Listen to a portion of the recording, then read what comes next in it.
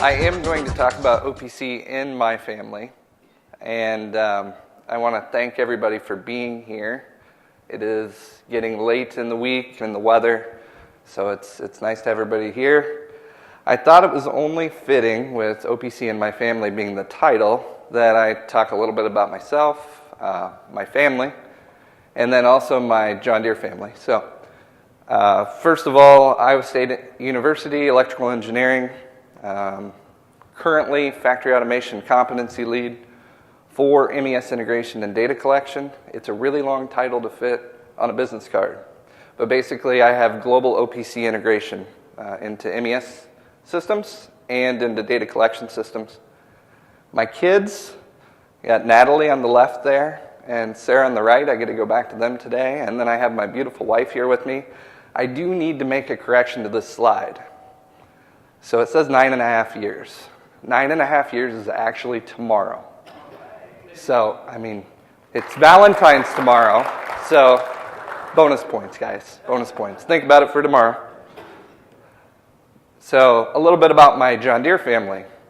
For those of you who don't know, we'll do a little history. John Deere, he was a pioneer blacksmith, and he created the first steel plow that was actually successful out in industry in 1837. He formed the company that's still named after him today. We have 66,000 plus employees today, and we are a global company. To just give you a little bit of background about what we're going to talk about, I want to start off with a little bit about OPC DA and OPC UA. I know in a later presentation I think there'll be a little more on OPC UA, so I'll probably cover DA a little more. Try to stress the importance of a data collection communication strategy. I also want to cover just a little bit of my experiences with web-based MES solutions and some things that we can do that are pretty simple, I think. And then wrap up with what I feel for John Deere are some keys to sustainable factory automation. And I do want to point out there is a quiz at the end. So pay attention. I do have to stand behind the podium for this slide so that the tomatoes don't come out. But you can have OPC Automation Security if you are running in the Windows platform with OPC DA. Don't hate me, it's DCOM, okay? So tell you a few things about DCOM that I feel are pretty simple. Put the fire out on DCOM here. At the My Computer level of DCOM, my recommendation is to keep it default. Try not to change a bunch of things at the My Computer level unless absolutely necessary. That'll keep your Windows system as safe as it was when you started. The next thing is OPC enum. It can really work as a very efficient gatekeeper for most of your OPC clients to keep you secure. So if you use OPC enum, you can set all the permissions there and go ahead and make it so that it's fairly secure. And then the third thing is at the OPC server level. It's really as simple as launch, activate, and access permissions. Tip or a trick that I've learned, a lot of times when your OPC client won't connect, really all you need to do is enable the remote access for that user. A lot of times that gets missed. When you add a user, it doesn't get checked by default, so if you go in there and make that setting, it'll help. Unified architecture. So the beauty of unified architecture is certificates. They're web-based. They're web services. So what does that mean?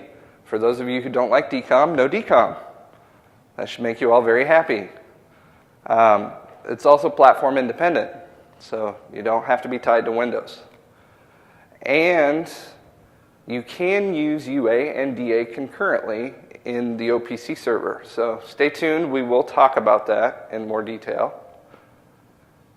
So how many of you have heard about interoperability challenges this week? Yep. So The first time I heard it was with the Automation Challenge. There was a big session there talking about how we needed to have one way of communicating. And I'm here to tell you that if you select the correct OPC server platform, you don't have to worry about that. It's okay for vendors to have proprietary communication because the OPC server takes care of all of that for you and communicates in one standard way. So thanks to the OPC Foundation and to all the OPC server vendors for working very hard to understand all those communication platforms so we don't have to.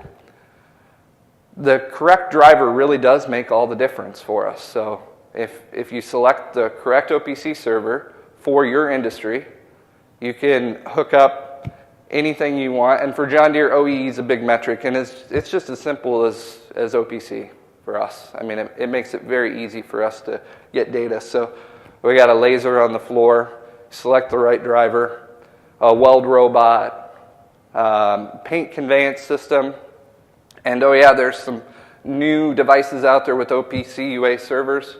We can hook those right up to the same OPC server, communicate it up to our data collection systems without any problems.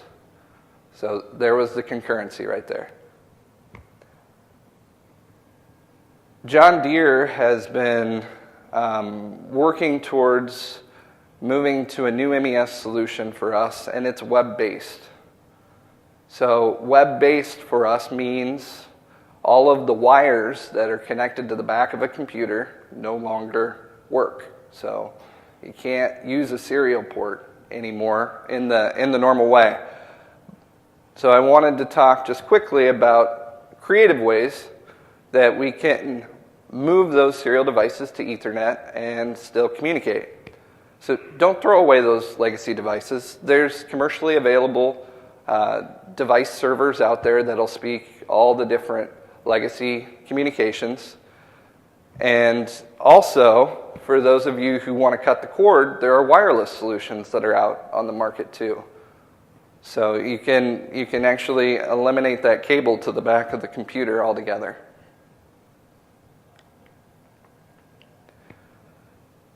There are a couple of initiatives that I've been working on recently that I feel are really important in the area of factory automation.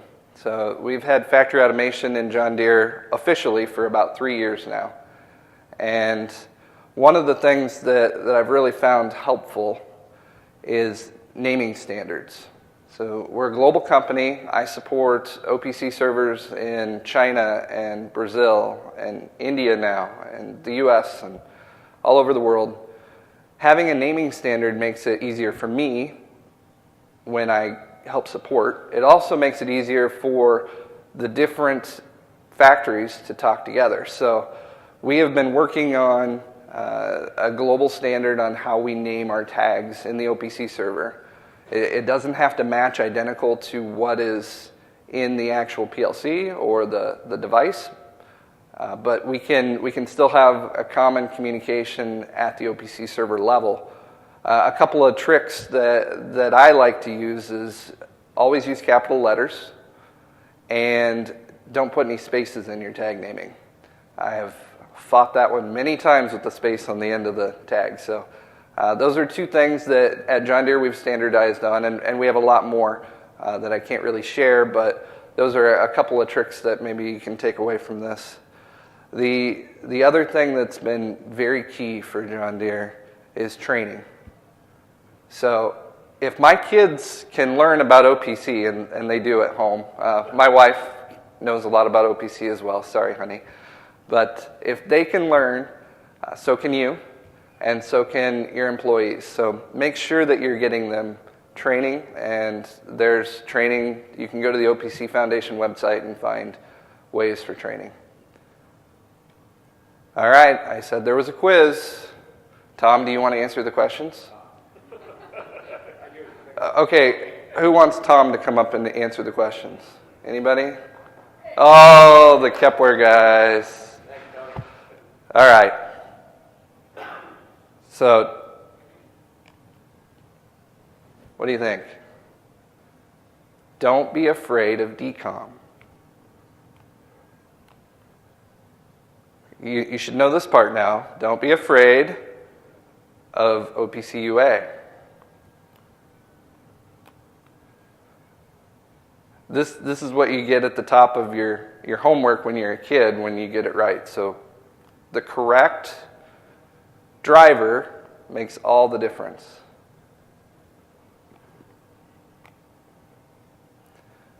Don't throw away those legacy devices. There's a solution for those.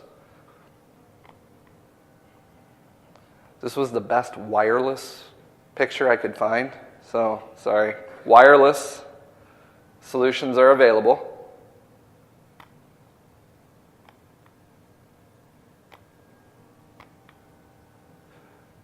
OPC standards, OPC naming for this one is critical for John Deere, especially in a global company. And training is essential. So, thank you, everybody. I appreciate you having me here, and I hope that you've learned something today.